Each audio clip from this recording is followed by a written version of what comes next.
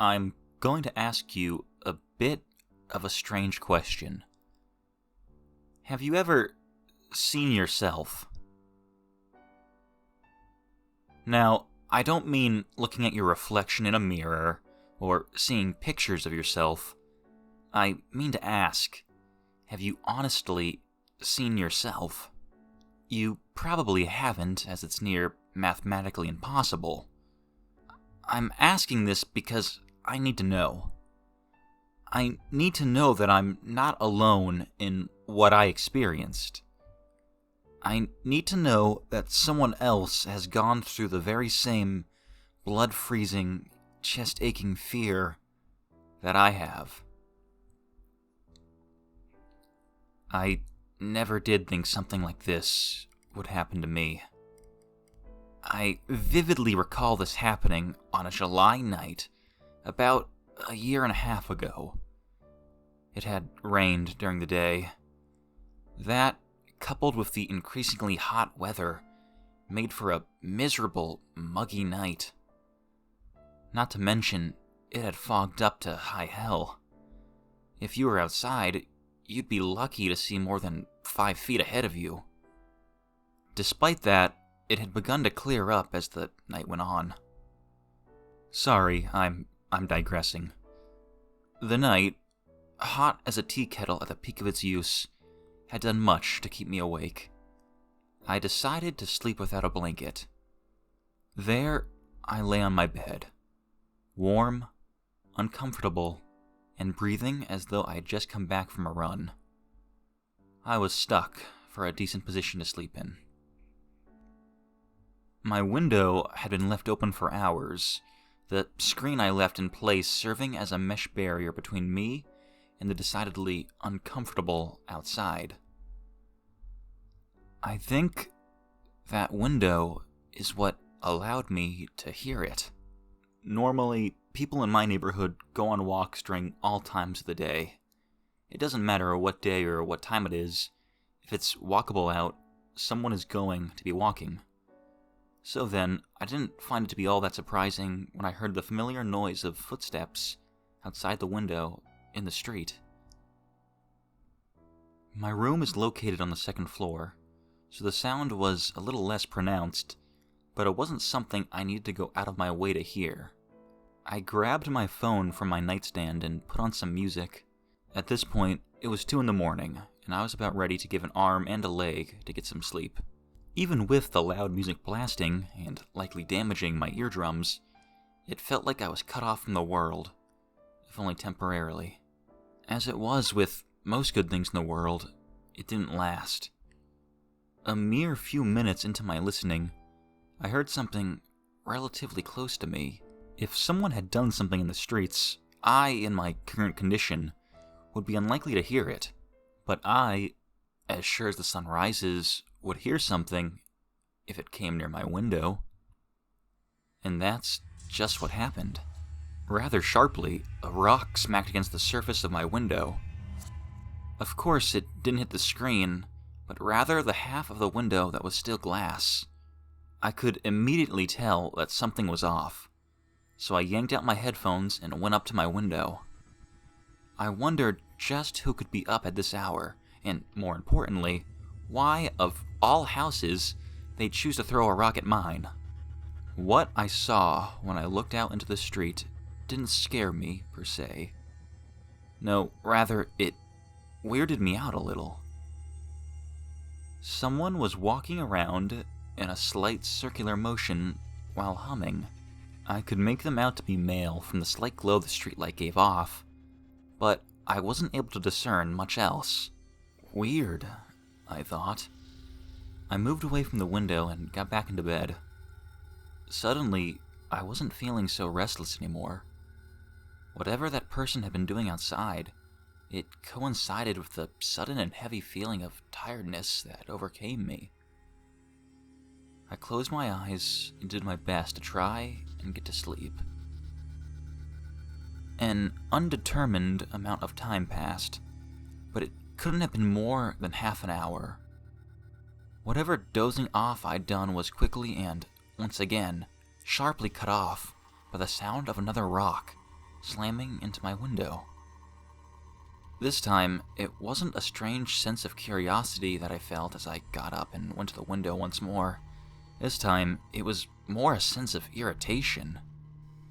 I could have passed the first time off as being some kind of funny, albeit crass, joke. The second time a rock hit my window, I knew that the person who did it was trying to mess with me. And well, it worked. I slid the screen window out of its place. As I did so, the rusty metal of the window screeched quietly and made my skin crawl. I poked my head out the window. At this point in time, waking others up and disrupting their sleep wasn't a concern in my mind. My only thought was giving this rock-throwing agitator a piece of my mind. "Hey, what the hell are you doing? It's nearly 3 in the morning. You've got nothing better to be doing?" I held off on being more explicit with my words, as I was still curious about why this guy was out here. He didn't reply with words. Instead, it looked as though he threw his head back and began the motion of laughing. But there was no sound. He looked almost like a mime. That, coupled with a light fog in the streets, made for a rather unsettling sight. I wasn't outright terrified in this moment, but I'd be lying to you if I said I wasn't a little unnerved. Then, just as fast as the silent laughing came, it waned, and the figure stood stock still once more. Just before I could ask it another question, it began to walk in the direction of my house. I began to back up, my uneasiness quickly rising into a more pronounced fear. That fear quickly dissipated when I realized it was walking up the street in the direction of my house. It just looked as though the man was coming near me. I waited until I couldn't see him anymore, and I retreated from the window, but not before sliding the screen back in place. I winced again as the old metal screeched. I laid back down in bed and closed my eyes again. Soon, I found myself dozing off once more. The sounds of the man walking up and down the street were, strangely enough, almost soothing. It wouldn't have been my first pick for a sleep ambience, but it worked, and I found that I was having a much easier time getting to sleep. Some time passed again. I wasn't sure how long it had been, but I knew that my waking up was no accident. That damned metal screeching wrenched me rather violently out of my short-lived slumber. I took a few seconds to register what was happening as I blinked the sleep and gunk out of my eyes. When it finally clocked, I panicked. Somehow, someone was at my second-floor window, sliding the rusty metal screen to the side. I could only assume it was in an attempt to get into my room. Panicking, I fumbled around the area near my nightstand until my hands found purchase on my lamp. Working my hands up the electrical brass device faster than I could ever remember doing so before, I flicked the light on and turned to face the person who was trying to make their way into my room. I nearly fell back into my nightstand. My panic had grown from a small attack of anxiety in my chest to a full-blown assault of mind-rending fear that cascaded from my brain down into my entire body. The person sliding the screen aside to make his way into my room was me. At least, it looked like me. His face was stretched into an eerie smile, and his head was shaking. Remembering what I'd seen him do before, it looked as though he was trying to do the exact same laughing motion. I made the connection that this had to have been the man who threw the rocks at my window.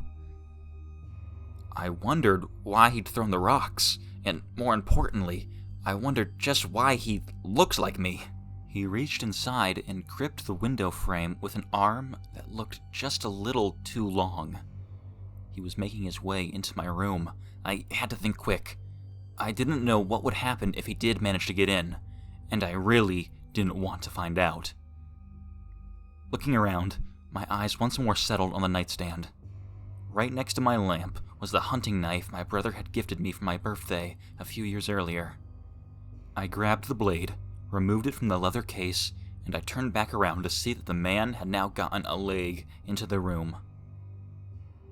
I was afraid that he might do something when I was using the knife, but it couldn't have been worse than what he may have been planning to do when he was fully inside. Stealing my nerves, I rushed forward and began to stab furiously at the head of the thing that looked just like me. I stabbed it over and over and over again. I kept stabbing until the sounds of the blade sloshing against wet, shredded flesh, bone, and brain were the only ones heard. I retracted the knife and threw it across my room before pushing the thing out of the window and slamming it shut. There, in front of the window, I stood. My breath came heavy and labored. My hands were shaking, and I had splatters of a strange, black blood on my clothing and face. But I was okay. Whatever that thing was, I'd gotten it, hopefully. Soon after that, the adrenaline wore off, and I found myself to be more tired than I'd felt all night. I tore off my dirty shirt and collapsed into bed. Sleep came to me quicker that time than it had any other night. And this time, I wasn't awoken by any outside noise. The next day, I took it upon myself to investigate the area outside my window. I found two things of interest. On the outside walls of the house, leading up to my window, were muddy scuff marks. That settled it for me. The thing had to have climbed up the wall. Somehow, that was the less terrifying of the two discoveries. The second one I discovered simply by looking down. In the shrubbery surrounding my house, there was that same black blood. Accompanying it this time, however, was what looked like a large mass of flesh. I covered it up with more shrubs and decided to let nature take its course. I never told my parents. They would have thought me crazy, and I wasn't looking to deal with that kind of pressure. Not after what happened to me that night. That was 1.5 years ago. Since then, I haven't seen anything like what attempted to come into my room that night. I still have questions. What was it? Why did it want to come into my room?